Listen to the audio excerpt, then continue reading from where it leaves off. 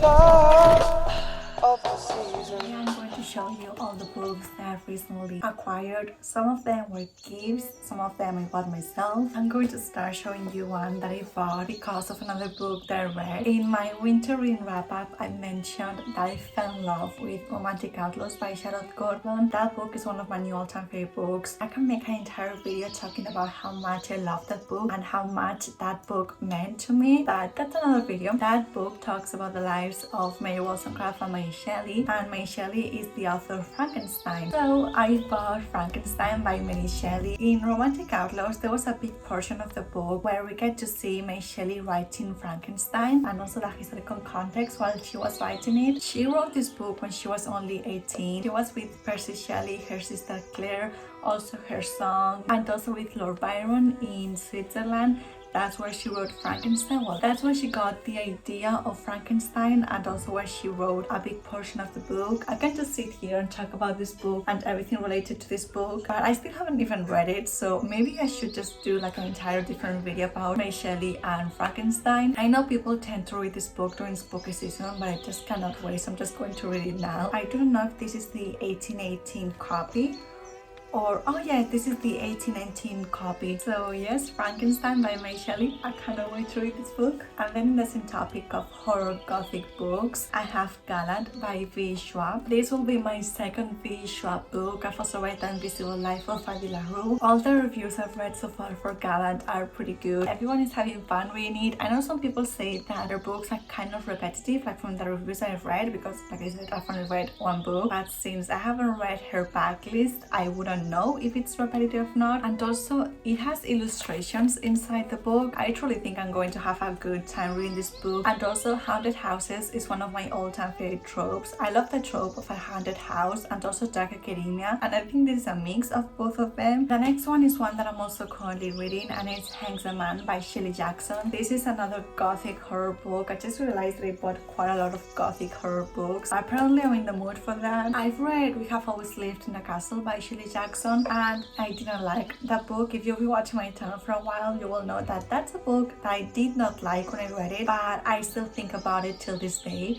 so that means something. I think that the reason why I didn't like it is because I hated the characters and the dialogues the characters had. And something about me is that apparently I do not like reading about unlikable characters, but I tend to read a lot of books with unlikable characters for some reason. When I read the book, I loved the atmosphere and the writing, but the dialogues between the characters and the characters themselves, they were so unlikable, and they just created this aggravating annoyance effect. And then last autumn I bought The Haunting of Hill House, but I didn't get around to reading it. And then at the beginning of this year I was at the bookstore and I saw this book Hangsaman by Shelley Jackson, and what really intrigued me is that this book is inspired by the unsolved disappearance of a female college student near Shelley Jackson's home. And I searched online that disappearance and what happened to the girl, and it's a cold case. They never discovered what happened to the girl. So I want to see how Shelley Jackson got inspired by that story, because it's a very, I don't know, it's a very weird disappearance. It's a very weird story.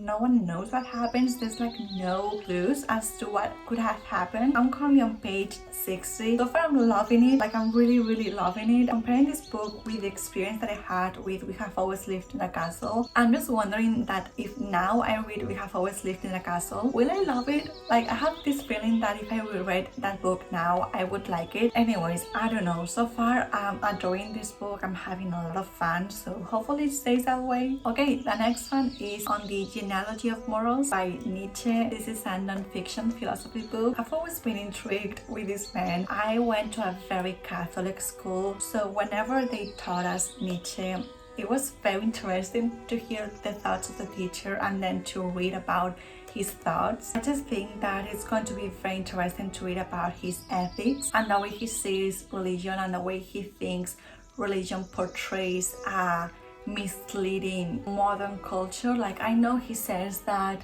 religion is the core of a lot of bad things. I just think it's going to be very fun to read this book and kind of contrast my ideas with his. I know that I'm going to be doing that alone, like I'm not going to be speaking to anyone, but I'm actually writing a lot of things while I'm reading this book. I'm having a lot of fun reading his mind. Okay, and the next one is Great Expectations by Charles Dickens. Charles Dickens is an author that I feel like everyone has read or everyone knows about. He is the classic of the classics, and I have only read one book by him, I think, A Christmas Carol, and I'm pretty sure that's the only book I have read. I know what this book is about because I've seen the movie adaptation, and I think that's going to help me to understand the story even better. All the reviews I've read from the people that I follow on Goodreads like this book. Some people have thought this book. Do not know if I'm going to fall into that category, but I do think I'm going to have a great time, and hopefully Pip will be a great character to read about, because honestly, I've been reading too many books with unlikable characters, and I need a break from that. Talking about unlikable characters, the next book is Wolf Hall by Hilary Mantel. I feel like Hilary Mantel is the go-to person if you want to read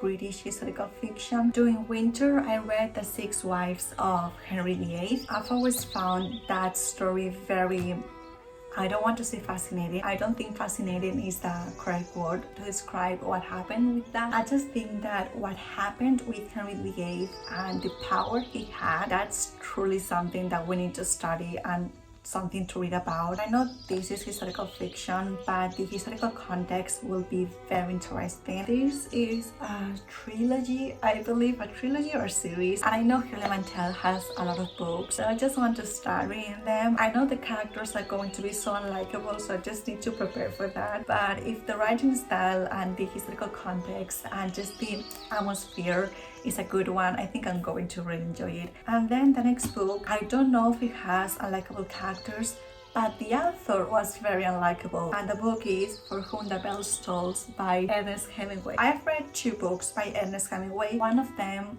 I honestly adore. I love The Old Man and the Sea, and then I've also read A Farewell to Arms, which I liked the writing style, but the story was just so absurd. When I first read The Old Man and the Sea, I liked it. I thought it was a nice read, but I think I read it like in 2018, and I still think about the book till this day. I started reading Hemingway because I read The Paris Wife by Paula McLean. That was a historical fiction book about Ernest Hemingway and his first wife when they lived in Paris. When I read that book, I really did not like Ernest Hemingway, like him as a person, him as a father and a husband. I wasn't a fan of his. I do not want to judge him, obviously. I do not know him as a person, but what I do know is that I like his writing style. I do think his writing style is something that I connect with, and also he likes writing books about Spain and the Spanish culture, the Spanish history. I'm Spanish, in case you couldn't tell from my accent. He loved the Spanish culture of drinking, of siestas, like napping, and also of bullfighting. I hate bullfighting and I hate that tradition, but I love siestas. I don't know why I'm talking about that now. This book is set during the Spanish Civil War. What's interesting about this is that all my grandparents lived the Spanish War, and also all of them lived in a place where the war was very prominent, sadly. So I really want to know how Hemingway perceived and saw all of that. I think it's going to be interesting to read about the Spanish Civil War from an American's point of view. Okay, and the last one is actually a book that I've already read, and it's My Year of Rest and Relaxation by Ottessa moshfegh. I'm going to say it again, unlikable characters. All the characters in this book were just the worst in so many different ways. I think the character that I hated the most was Trevor. He was a fucking asshole. I'm going to talk about this book in my next reading wrap-up, but I'm just going to say that I liked this book. It's not a book that everyone will like. This is a book where nothing really happens. It's very character-driven, like there's not really a plot. This book is a satire for privileged, white, pretty girls. Like I said, I'm going to talk more in depth in my reading wrap-up. My reading wrap-up for this book will be pretty interesting, I think. I tapped the book, and I have some tabs for whenever the narrator said something very stupid. I liked the book, but there were some very problematic things in my opinion, obviously. Oh, that actually hurt. So these are all the books that I recently bought. I'm currently reading some of them. I read one of them and I'm very excited to read all of them. I think I have a great variation of books to read from. I hope you guys liked this video and I will see you very soon. Bye. Have a nice day. Bye.